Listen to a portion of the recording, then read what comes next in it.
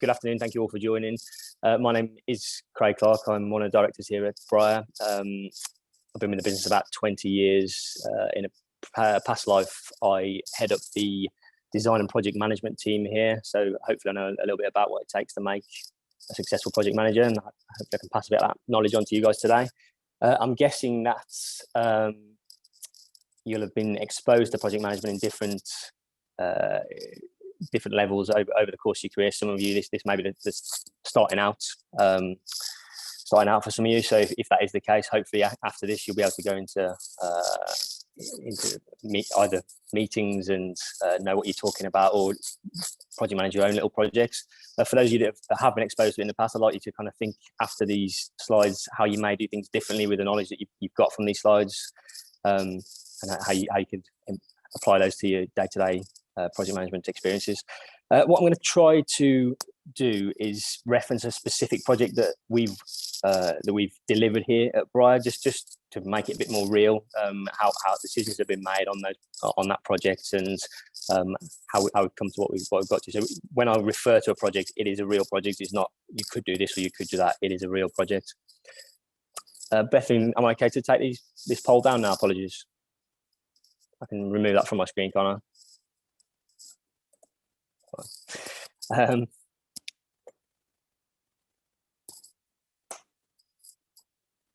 Okay, my screen's frozen.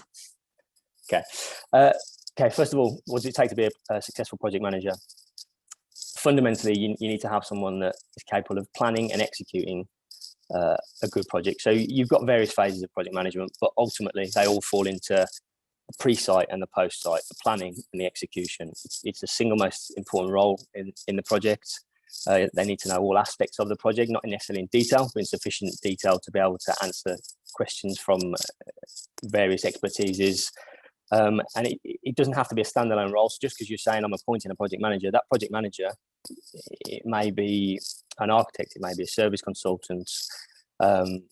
It's generally, it really varies on the type of project that you have. If you've got a large scale, multi-million pounds, several year project, it's probably going to be the case that the project manager is a standalone role because it's appropriate to do that. But if you're upgrading your gas supply, the project manager is probably the service consultant. So it's all relevant.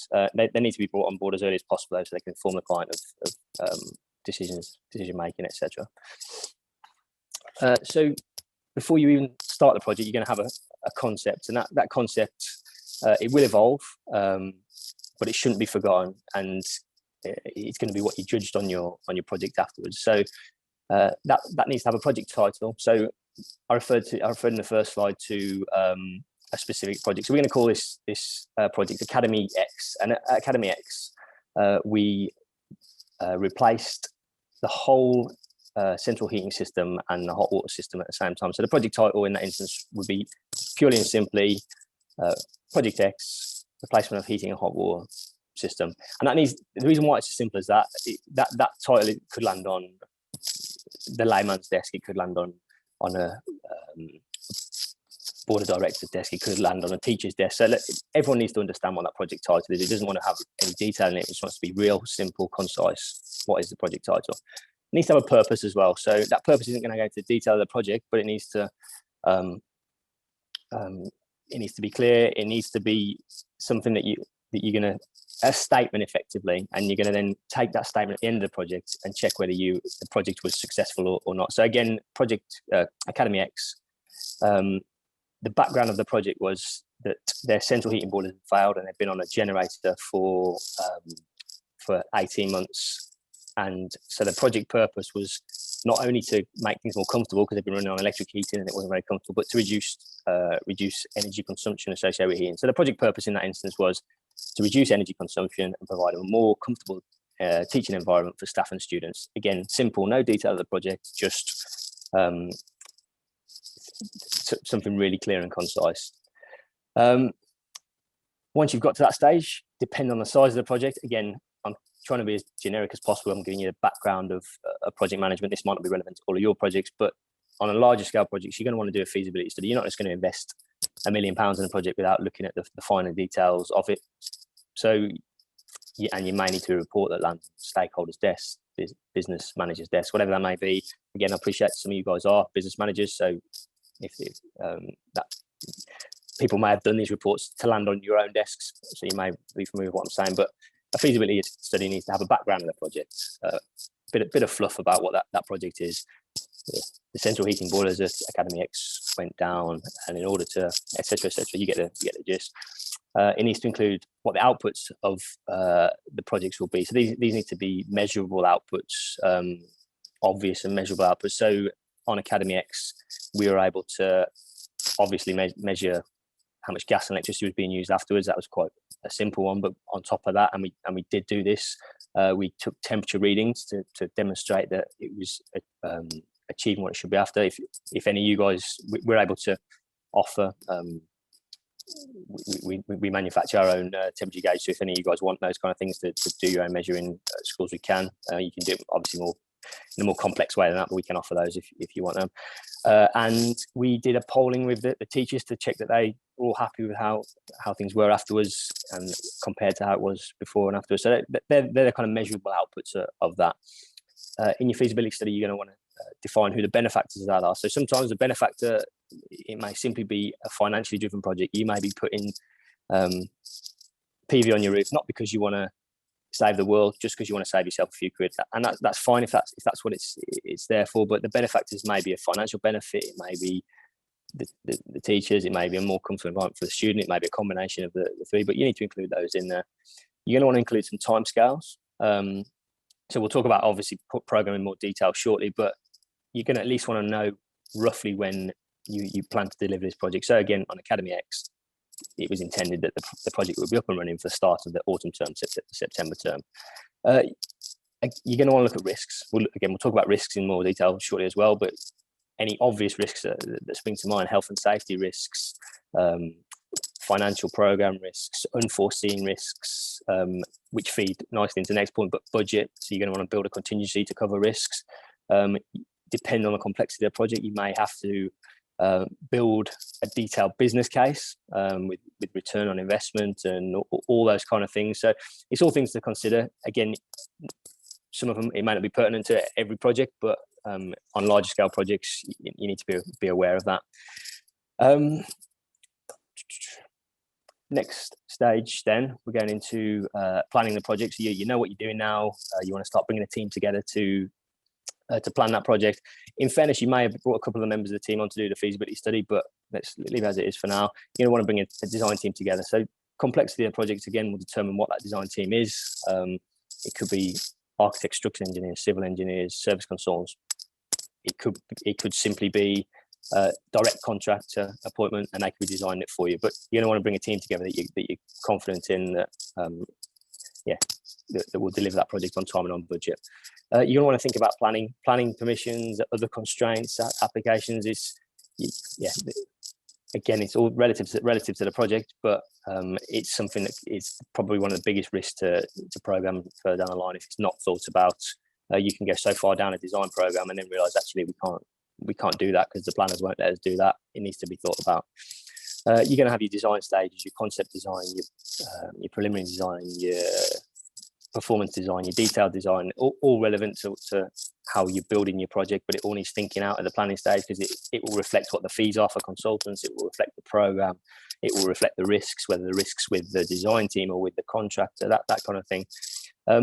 You'll notice that the bullet point meeting comes up quite a lot in this, but I can't emphasize enough. You're going to want to have, as a project manager, you can't have too many meetings. You're going to want to have main meetings, but it's your responsibility to bring the different trades together. So you're going to need to report back to the people funding it how things are going funding wise. You're going to need to report back if it's a contractor meeting, if they're on budget, if they're doing things how they should be doing, if they're on program, and then obviously design team meetings as well. So meetings are key.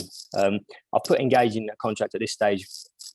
All depends how you're going to procure this. So if it's design and build, you might actually bring the contractor in at the design stage, and they become part of the design team. If it's traditional builds, forgive me if this means nothing to you. You can ask these questions if you need to at the end. But if it's traditional contract, then you may tender that contract and engage a contractor at that point in time.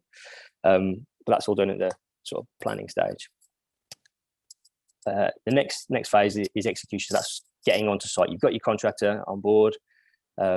you agreed the nitty gritty, agreed the what the project value is, etc., etc. You're going to want to have a pre-start meeting. This is probably going to be the first time that you meet the person who's going to be implementing the work. So prior to this, it's probably going to have been, on a large scale project anyway, an MD or someone like that, a business development manager maybe that's been pricing the works. Now you're talking about the person that's going to get his hands dirty, is going to implement this project for you. It's critical that you get to know them well. It's critical that they get the design team and the contractors all get to know each other well. You can lay down the law in what you can and can't do on a site, etc. So on top of that, you're going to want to have design meetings separate to the contractor to make sure that everything's going as it should in terms of budget program, that things as designed, the design team are happy, that there's no issues. Then you may have separate meetings with the contractor. You may not. There may be simultaneously, and similarly with the client. It's not uncommon for a client not to be in a design or contractor meeting and have a separate meeting just to discuss the items that directly affect the client budget program, things like that. So, and you may have other meetings with specialists that it isn't appropriate to invite certain parties to, but yes, you could have ecologists, environmentalists, that kind of thing. So again, a lot of meetings. You're going to want to do site inspections. Things happen pretty fast on site, again, depending on the project. Things can go in and be concealed before you know it. It's your job to make sure that things are going in as they should be going in on site. Or if it's not your job, it's your job to make sure the person whose job it is checking those works. That the consultants aren't necessarily going to spend more time than they have to on site because it's eating into their design fees. It's your job to say, well, this is a critical stage in the project. You need to get to site before that pipe work is concealed, or whatever the case may be. So it's your job to bring all that together. You'll have to do sign off contractor invoice and things like that. So you need to be comfortable that how far they're saying they've got with the project. If they're saying they're 50% through the groundworks of a project, are they 50%, or are they trying to pull the wool over your eyes to get more money ahead of the game in terms of their invoicing? You need to be aware of these kind of things. You need to be aware of the commissioning process and setting up of kit and things like that, and just don't assume that a contractor will lead you to believe that they're 95% through a project because all of the bricks are in place or the electrics in place or whatever the case may be. That isn't the case at all. It's critical that things are set up as they should be. The biggest headache of a job afterwards is things not being set up the correct way, and people not understanding how their building works and things like that. Similarly, it's your job to coordinate defects inspections, make sure you're not accepting substandard works, report on those defects, get them documented, get them photographed, make sure the contractor knows, no, we're not paying your final invoice because there's still X, Y, and Z left to do. Before going to the next slide, just because I'm sure some of you will probably Google phases of project management at some point, it will probably say on the phase of project management, if you read a book or whatever, that there's 5 phases of project management. And that's because this phase, execution, is split into 2, which I think is project launch and project review or something like that. I personally think it sits better as a single phase. But if you're wondering why when you click in Google, there's 5 phases, that's why it is. So I'm just going to go back actually because, no, sorry. There's some photos later on which show a before and after of Academy X. So I will mention those when they come up. We'll go on to completion now. So equally as important as execution, the works happen, the building's built, the gas supplies in, the boilers are replaced, whatever it may be. You've got a lot of handover documentation that needs putting in place. You've got operation and maintenance manual, which is going to include commissioning certificates, which is going to include as fitted drawings, is going to include servicing instructions. It's going to include various things like that. They all need to be in place before you accept that building.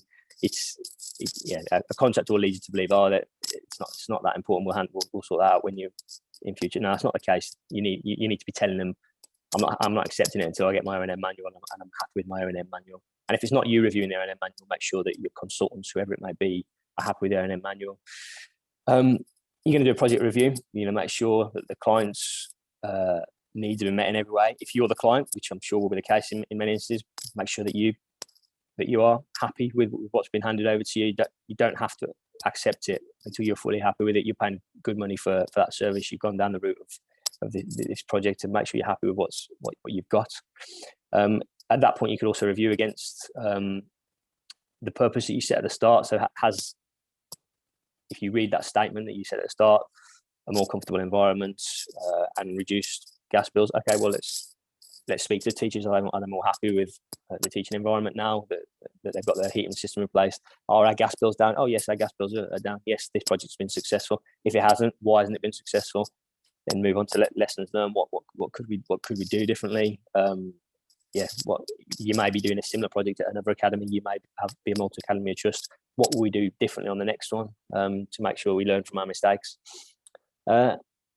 Then just final piece, the future supports. You're going to possibly have a defects period or whatever, where you get teething issues, where you need to get the contractor back to sort out snags. It's your responsibility to make sure that they are doing those things, that the end user isn't just left with something that they're not happy with, that they haven't picked up at snagging that needs looking at. So it's not over at handover. It's over when a defects period is signed over and everyone is fully confident they know how their building's working and it's working well. So I know that was a bit whistle stop. That was very high level project management, trying to think about things from large scale to small scale. But I'm going to try and be a bit more specific now about how it's going to affect you if you were to get into project management, whether that be you getting into project management or sitting in on project management meetings. And even if you're not project managing, hopefully it'll kind of give you some good steer on the right questions to be asking, and supporting your team rather than just sitting back and being quiet. So going on to that purpose again, you need to get that in place. It's critical. Get it in place from the start. It's what you're going to define a success or failure of a project on. So make sure that that's in place. I know it sounds pedantic maybe, because you might be doing such a small project that the purpose might sound ridiculous, but get it in place. It's relevant. It is relevant. Risks. So you're never going to define all the risks, but where you have an advantage here on your own sites is, if it is your site, so presumably you know these sites, you may be able to bring risks to the table that a contractor can't bring to the table, that your project manager can't bring to the table if you're not the project manager. Get those out there. If you know that a particular part of your field floods every autumn at a certain time of year for whatever reason, and you're planning on bringing a gas main across that field, raise it. You can plan for it, whatever the case may be. But you have that in your back pocket, that you know the risks of your own site. So think about that. Planning program. So particularly in educational buildings, you're going to probably want to do your works during the 6-week holidays, or whatever the period of holiday time is, Easter, half terms, which is great. Which is, of course, you would. Why wouldn't you? Unfortunately, that's when everyone else wants to do it as well, and contractors know that, and they're going to charge you for that, and that's their premium time. That's when they look to make their most money. So when you're creating your program, try and think outside the box, be a bit clever, think about what you can do during term time without reasonably affecting the day-to-day of the school. So we'll go back to Academy X. We did replace the boilers. We did replace the entire heating system, but we scheduled it so that we were able to get into certain classrooms during term time. We replaced all the boilers during term time, and it made it so that we couldn't do that a 3,000 meter square school in 6 weeks. It just wouldn't be possible. It just simply wouldn't be possible. So it meant that the project could happen, it could be complete, and you need to think about that kind of thing, really. If there's certain things that you can do that can save you money, but also make sure a project can happen during that period. Talking about budget, so you're going to want to create a sensible budget, with a well-advised but sensible budget with a contingency. You get what you pay for, yes, but you can be clever with how it's done. So make sure you get that budget in play. Forgive me if I speed up now. I know I've just been informed that I'm cutting it a bit fine. So excuse me, and my screen's frozen as well.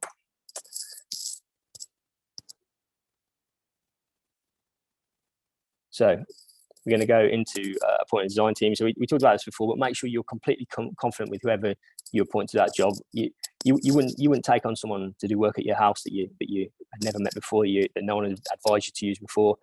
Similarly, you wouldn't want to take on a design team that you're not comfortable with using. And if you're not using a design team, you're going straight to a contractor. Make sure you're confident in that contractor as well.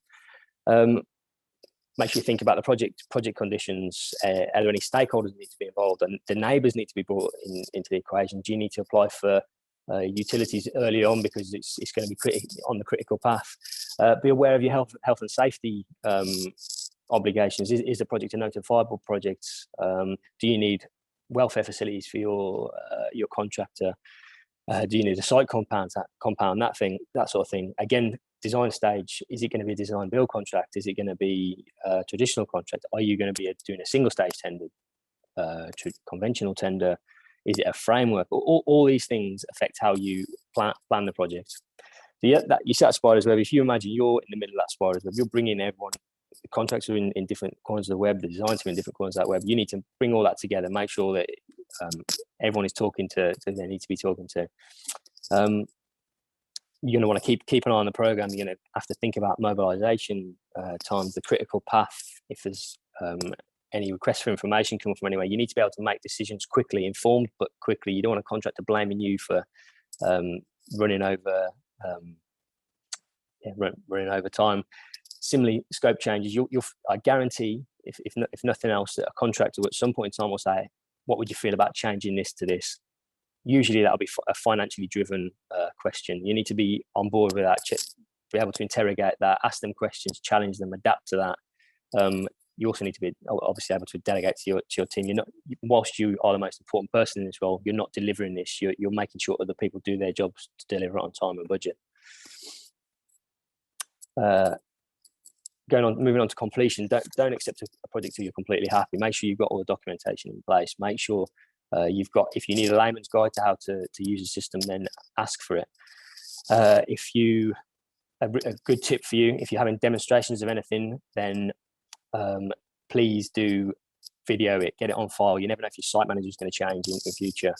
Building a defects period, hold back money against the contractor if necessary, and a time period to make sure that they're obliged to come back and fix anything if there's a period. And then post-project, have a post-mortem review what you could have done better, what you do differently. You're only human.